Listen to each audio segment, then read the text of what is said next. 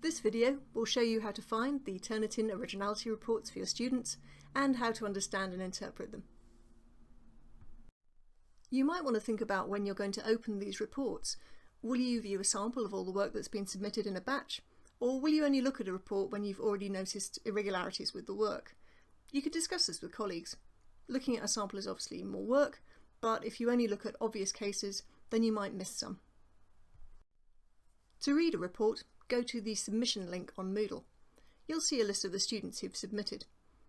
If you see pending by someone's name, then the report is not yet available. Turnitin can take a little while to generate reports.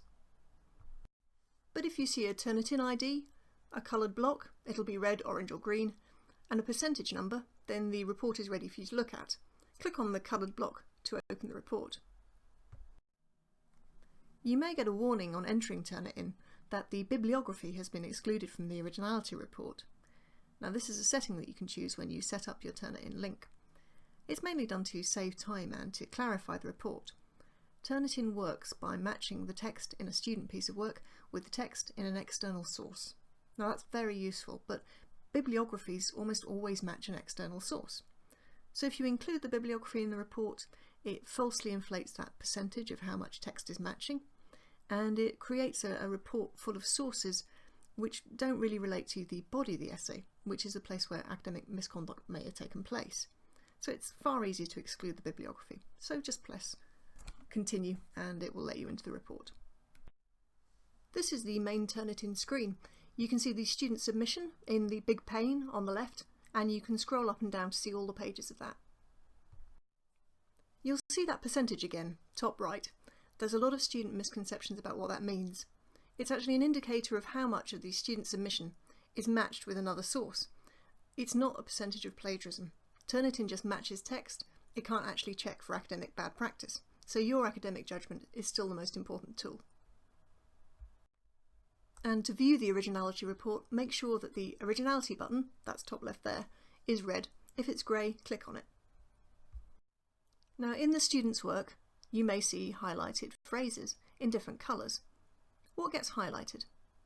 Any phrases which match another source that Turnitin has found, and that could be a book, a website, an article or an essay. Here's a phrase, for example. It's highlighted in green and it's got a little number 5 next to it so you can identify it. And down the right hand side you can see the individual matches listed. It starts with the match with the highest percentage in the piece and it works down to the smallest matches. So there's number 5, it's matching with a website called genderads.com. You can navigate around the essay by clicking on those matches.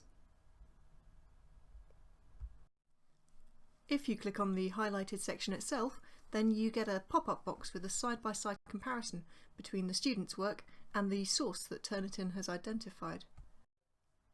What if you don't recognise the source that Turnitin is suggesting as a match? Well, Turnitin may match a source which is not the source where you read it or set it for students, so they might be reporting a recent article, whereas your student found the piece in an older print source. So if you hover your cursor over a source listed on the right-hand side, a small arrow will appear. If you click on that arrow, Turnitin will show you other sources. So the largest source here is Wikipedia, but there are also matches to ask.com and to student essays submitted at other institutions. One of these sources may match something, for example, that you've put on a reading list. Now, what does Turnitin check against? Where does it find these matches? It looks at web pages, library catalogues, journals and other publications. It also looks at other submitted student work. For example here, there's a piece being submitted to Nottingham University. Now you can use Turnitin to request to see these from the other student's instructor, but that takes time and it's almost always a source that's been available from somewhere else.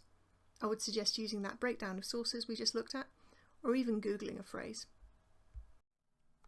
This can be an excellent support for your own academic judgment, but there are some drawbacks. There are certain things which Turnitin does not usually match.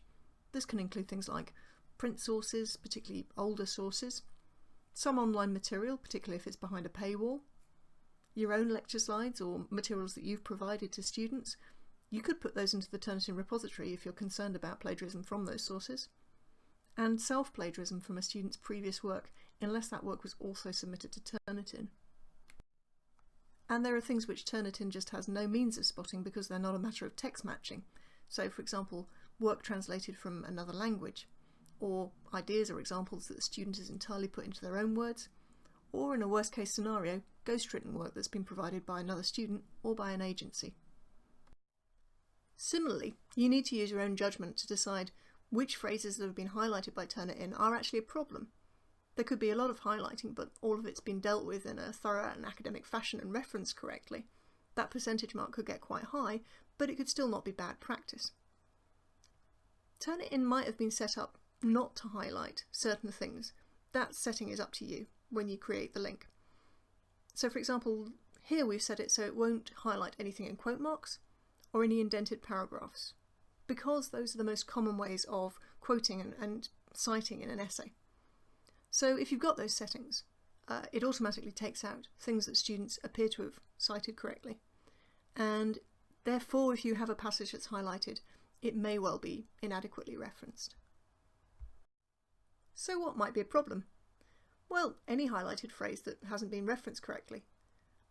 Patchworks like this, where you have several phrases strung together in one paragraph. Also look out for situations like this, where you have a highlighted piece but there are individual words missing. It looks like missing bricks in a wall. Now this could be done for a number of reasons. It could be an intention to deceive by the students, that they're trying to take credit for a piece and they've reworked it just enough to pass it off as their own. But it could be a genuine attempt at paraphrasing, for example if it's fully referenced. So a student thinks that they've rewritten a piece and put it into their own words, but it still contains substantial parts of the original phrasing. And you might want to use Turnitin in that kind of situation to discuss appropriate practice with the students.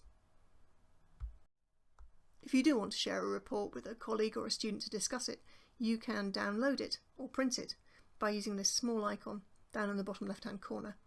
Now you can decide to exclude certain sources from that report in order to simplify what the student or the colleague sees. Turnitin can be an incredibly useful tool. So it's worth discussing how you're going to use it with colleagues. What happens if you do discover academic misconduct through it? Will you focus on development and education with the students? And at what point do you have to use more punitive measures? And that might change in terms of which year the student is in and which pieces of work they're submitting. For that reason, it's also worth knowing the process within your department and within the school for suspected misconduct. Turnitin is really best used as one part of a process of student development and induction into correct academic writing. So, wherever possible, do discuss referencing practice with students, during contact hours if you're able, in your feedback to them on their work, and in one-to-one sessions. But there are also a lot of other support resources that students can be directed to. There's a parallel video for students about how to use their originality reports to reference better. And LSE Life, which is based in the library, can help students to interpret their reports and also help them with every other aspect of academic work.